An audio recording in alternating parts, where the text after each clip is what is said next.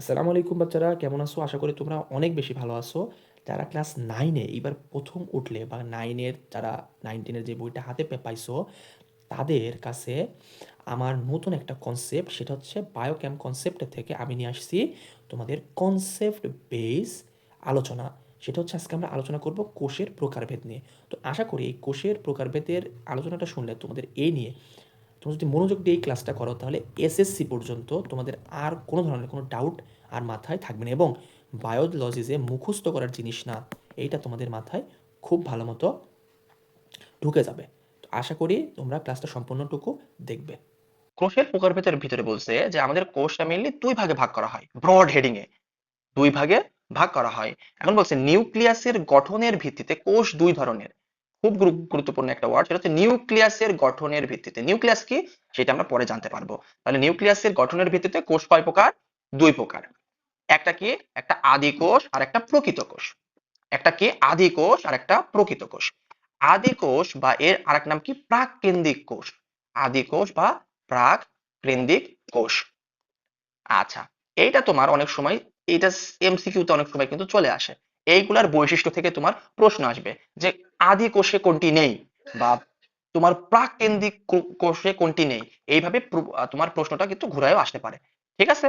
আচ্ছা, তাহলে আমরা বলছি যে আদি কোষ। আচ্ছা, তোমরা একটা বলো যে আহ আমাদের এই যে ধরো আমরা ফোন দিয়ে আমরা জিনিসটা বলি যে ফোন আমাদের, আহ সব তোমরা হয়তো বা দেখছো কিনা, যে আমরা দেখছি যে নোকিয়া ফোনের নাম শুনছো? নোকিয়া ফোন, হ্যাঁ এটা কিন্তু সবাই শুনছে। এখন নোকিয়া ফোন কি এখন কি তোমরা দেখো সেইভাবে? এখন কিন্তু জিনিসটা দেখা যায় না, বা এই জিনিসটা এখন ওই ফোনের আর তেমন কোনো প্রচলন নেই। তো আলটিমেটলি এটা আদিকালে আমাদের ছিল না? এখন নোকিয়া ফোনে কি সব ধরনের কি ফিচার ছিল? যেমন এখন অ্যান্ড্রয়েড বা আইফোনে কি আছে? ক্যামেরা আছে, তুমি যে কোনো কিছু ভিডিও দেখতে পারো, তোমার হচ্ছে। কিন্তু নোকিয়া ফোনে কি করা যাইতো? জাস্ট খালি জাস্ট কথা বলা যাইতো। ঠিকভাবে তোমরা এই জিনিসটা এর সাথে রিলেট করতে পারবা। যেমন আদি কোষ, মানে এটা কোন সময় ছিল? আদি মানে কি? নামের ভেতরে কি প্রাচীন একটা জিনিস আছে না? তাহলে এই কোষে কোন জিনিসটা থাকবে না? সব সব ফিচার্স অবশ্যই থাকবে না, ঠিক না? তাহলে এই কোষে কয়েকটা জাস্ট স্পেসিফিক জিনিস থাকবে। যেমন আদি কোষে সবচেয়ে মেন জিনিস হচ্ছে সুগঠিত নিউক্লিয়াস থাকে না। কি বললাম? সুগঠিত নিউক্লিয়াস থাকে না, এজন্য এদের আদি নিউক্লিয়াস যুক্ত কোষও বলে। তাহলে আমরা আদি কোষের কয়েকটা নাম পেলাম। যেমন ধরো তোমাদের কয়েক ধরনের নাম আছে না? তোমার ফ্রেন্ডরা তোমাকে এক নামে ডাকে, তোমার আব্বু আম্মু তোমাকে এক নামে ডাকে, হয় সেইভাবে আদি কোষেরও দেখবা কয়েকটা নাম আছে। একটা আদি কোষ, একটা প্রাককেন্দ্রিক কোষ, আবার একটা আদি নিউক্লিয়াস যুক্ত কোষ। ঠিক ঠিক আছে, এই তিনটা নামে। এবার বলছে যে এইসব কোষের নিউক্লিয়াস কোনো পর্দা দিয়ে আবৃত থাকে না। তাহলে নিউক্লিয়াস কোনো পর্দা দিয়ে আবৃত থাকে না। দেখবা যে এই আদি কোষের সব ওয়ার্ডে না ওয়ার্ডটা আছে না। কি কি বললাম? না। কারণ কি? এটা অনেক ওল্ড মডেলের জিনিস না। তাহলে কি থাকবে? সবকিছু থাকবে না। আমরা আমরা জিনিসটা এইভাবে ইজিলি মেমোরাইজ করতে পারি যে কি নিউক্লিয়াসে কোনো পর্দা থাকবে না, তাই নিউক্লিয় বস্তু সাইটোপ্লাজমে ছড়ানো থাকে। তোমাদের কাছে এই জিনিসটা কি বুঝতে একটু অসুবিধা হচ্ছে যে নিউক্লিয়াস কি, সাইটোপ্লাজম কি? এই দেখো এখানে ছবি আছে, আমাদের স্পষ্ট ছবি আছে। এই জিনিসটা তোমরা জাস্ট খালি এখন দেখো, যখন আমরা ছবিটা পড়বো তখন আরো ক্লিয়ার হবে। তো আমি কি বললাম? এদের নিউক্লিয়াস নাই, এদের নিউক্লিয়াস পর্দা দিয়ে আবৃত থাকে না, যার কারণে কি হয়? এদের যে নিউক্লিয়াসের ভেতরে যে নিউক্লিয় বস্তু আছে এগুলা সাইটোপ্লাজমে ছাড়ানো অবস্থায় থাকে।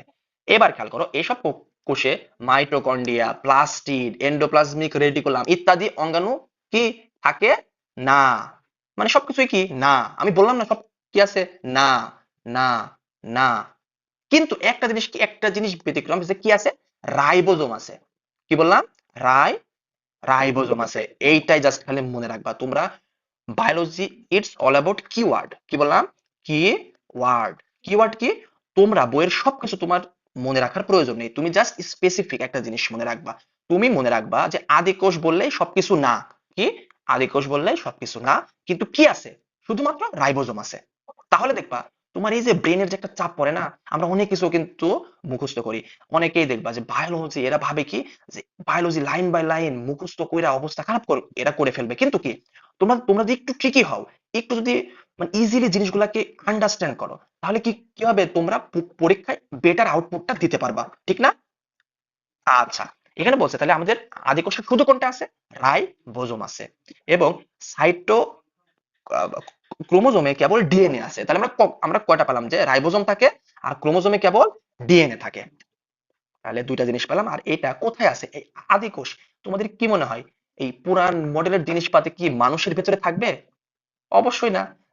তাহলে তাহলে দেখবা যে শৈবাল, শৈবাল কি জিনিস? ধারণা আছে শৈবাল কি জিনিস? অণুজীব মানে এটা তুমি অণুজীব বলতে কি, এটা একটা ব্যাকটেরিয়া বলতে পারো। নীলাভ সবুজ শৈবাল বা ব্যাকটেরিয়াতে আমাদের কি থাকে, এই আদি কোষ দিয়ে এরা কিন্তু গঠিত। তাহলে এই তিনটা লাইন মনে রাখবা। প্রথম কথা কি, আদি কোষ মানে না, আদি মানে না, না। দুই নম্বর কি, কোনটা আছে, রাইবোজোম আছে। দুই নম্বর হচ্ছে ক্রোমোজোমে কেবল ডিএনএ আছে। আর তিন নম্বর হচ্ছে কার থাকে, এটা থাকে নীলাভ সবুজ শৈবাল বা ব্যাকটেরিয়া। তাহলে একদম এইটা কি তোমার মুখস্থ করার কোনো প্রয়োজন আর আছে? আমি পড়াবো, আমার সাথে সাথে মুখস্থ হয়ে তোমাদের হয়ে যাবে। তোমাদের এক্সট্রা করে এফোর্ট দেওয়া লাগবে না। তোমরা জাস্ট কি কি কি করবা, আমি পড়ানোর পরে 5 থেকে 7 মিনিট জাস্ট রিভিউ করবা, জাস্ট রিভিশন দিবা যে আমরা কি কি পড়লাম। ঠিক আছে? ঠিক আছে। আচ্ছা, তাহলে আদি কোষ সম্পর্কে ক্লিয়ার। এবার আসো, আমরা আপগ্রেডেড হয়ে গেছি। এবার কি, প্রকৃত বা সুকেন্দ্রিক কোষ। প্রকৃত বা সুকেন্দ্রিক কোষ। তাহলে সুকেন্দ্রিক বা প্রকৃত, তাহলে এখানে সবকিছু কি, সবকিছু থাকবে, তাই না? সবকিছু আমাদের ফিচার্স পাবো। যেমন দেখো, নিউক্লিয়াস সুগঠিত, নিউক্লিয়ার ঝিল্লি দিয়ে নিউক্লিয় বস্তু পরিবেষ্টিত এবং সুসংগঠিত। এসব কোষেও কি থাকে, রাইবোজোম সহ সকল অঙ্গাণু উপস্থিত। আলটিমেটলি কি, সবাই এখানে তুমি সব ফিচার্স পাবা। দেখবা যে কি, আলটিমেটলি আদি কোষ হচ্ছে আমাদের কি, নকিয়া ফোন। শুধু কি করা যায়, জাস্ট ফোনে কথা বলা যায়, তাই না? আর নকিয়া ফোনে কি ছিল, স্নেক গেম ছিল। তোমরা কি দেখছো কিনা, সাপের একটা গেম ছিল, ওইটা খেলা যাইতো। তাহলে কি, আমরা কিন্তু সবকিছু পাচ্ছি না, কিন্তু প্রকৃত কোষ যেটা, সেটাতে আমরা কি, আমরা ফোন কল করতে পারতেছি, আমরা ভিডিও কল করতে পারতেছি, আমরা ফেসবুক ইউটিউব সবকিছু কি চালাতে পারতেছি। তো এই দুইটা জিনিস যেন তোমাদের রিয়েল লাইফের সাথে একটা কানেকশন থাকে। আমি একটা কথা বলছিলাম যে রিলেটেবল বানাইতে হবে। কি বলছিলাম, রিলেটেবল বানাইতে হবে। এই রিলেটেবল মানে কি, এই যে তুমি একটা পড়াকে তোমার রিয়েল লাইফের সাথে যে অ্যাডজাস্ট করে ফেললা, তোমরা এই জিনিস তোমাদের পরীক্ষার হলে, আমাদের কিন্তু রিয়েল লাইফের জিনিসপাতি কি বেশি খেয়াল থাকে। তো এই জিনিসটা তুমি সহজে ইচ্ছা করলেও, তুমি যদি ইচ্ছাও করো যে আমি এটা ভুলে যাব, তাও তুমি এটা পারবা না বলতে। ঠিক আছে? আমরা রিয়েল লাইফের সাথে এইভাবে এক্সাম্পল দিয়ে দিয়ে আমরা পড়বো। আচ্ছা, এখানে বলছে যে ক্রোমোজোমে কি কি আছে। ক্রোমোজোমে ডিএনএ, প্রোটিন, হিস্টোন এবং অন্যান্য উপাদানও থাকে। আর প্রকৃত কোষ যে হিস্টোন, শোনো, হিস্টোন হচ্ছে, আমরা যদি চিন্তা করি, এইগুলা তোমরা আলটিমেটলি এই ডিটেলসে গেলে তুমি এখানে পাবা। তোমরা একটু ধৈর্য ধরো, আমি তোমাকে প্রত্যেকটা জিনিস একদম বেসিক সহকারে বোঝাবো। জাস্ট একটু ধৈর্য ধরো, আমি যেভাবে বলতেছি সেভাবে জাস্ট খালি পড়ে যাও। ঠিক ঠিক আছে বাবা? ঠিক আছে। তাহলে অন্য জিনিস থাকতে পারে, এবং অধিকাংশ জীবকোষে কি, অধিকাংশ জীবকোষে এই ধরনের হয়। ঠিক আছে? তাহলে একদম ক্রিস্টাল ক্লিয়ার, আদি কোষ কি, প্রকৃত কোষ কি। ঠিক আছে? ঠিক আছে। এবার বলছে, তাহলে এটা নিউক্লিয়াসের ভিত্তিতে আমরা কিন্তু ভাগ করছিলাম। এইবার আমরা কিসের ভিত্তিতে ভাগ করব? এইবার ভাগ করব কাজের ভিত্তিতে। কিসের? কাজের ভিত্তিতে। কাজের ভিত্তিতে আবার দুই প্রকার, একটা হচ্ছে দেহকোষ আর একটা জনন কোষ। দেহকোষ আর একটা জনন কোষ।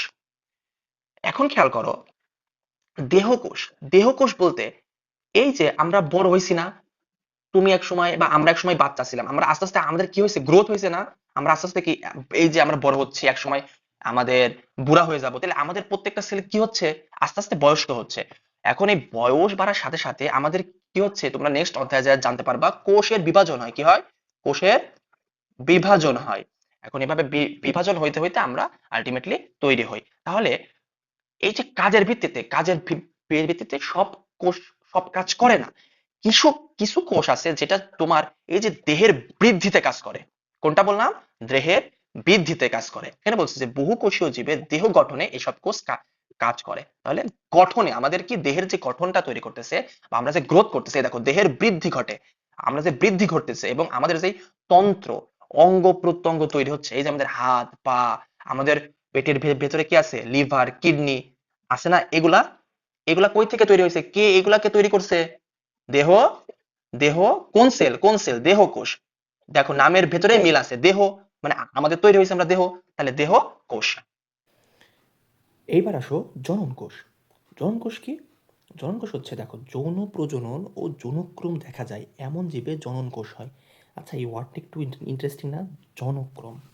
জনক্রম বলতে বোঝায় কি, যে তোমার বাবা মা, তোমার বাবা মা থেকে তুমি আসছো, এক সময় তোমার আবার কি হবে, তোমার আবার সন্তান হবে। তাহলে এইভাবে যেই যে পর্যায়ক্রমে যে একটা বংশ পরম্পরা চলতেছে এর নামে কি জনক্রম। তাহলে জনন কোষ হচ্ছে যৌন প্রজনন ও জনক্রম দেখা যায় এমন জীবে কি হয় জনকোষ হয়। এখানে দুইটা জিনিস আমি তোমাদের বলবো যে এটা এমসিকিউতে কিন্তু ফ্রিকোয়েন্টলি আসে যে দেহকোষ কোন পদ্ধতিতে বিভাজিত হয়। একটা হচ্ছে মাইটোসিস, কি বললাম মাইটোসিস, আর জনন কোষ কোন পদ্ধতিতে বিভাজিত একটা হচ্ছে মিওসিস। ঠিক আছে, এখানে বলছে অপত্য জনন কোষে ক্রোমোজোম সংখ্যা মাতৃ জনন কোষের ক্রোমোজোম সংখ্যার অর্ধেক হয়। তোমরা এই লাইনগুলো ভালো মতো বুঝতে পারবে ইনশাল্লাহ।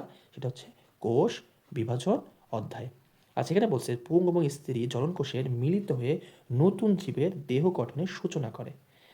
এটা ক নাম্বারে আসে, এটা দাগায় রাখো। সেটা হচ্ছে পুং ও স্ত্রী জনন কোষের মিলনের ফলে সৃষ্ট প্রথম কোষটিকে জাইগোট বলে। তার মানে কি, মা বাবা এইখান থেকে যে মিলিত হয়ে বা পুং বা স্ত্রী জননকোষের মিলনের ফলে যেই প্রথম যেই কোষটা সৃষ্টি হয় এই কোষের নাম কি জাইগোট। এটা ক নাম্বারে আসে।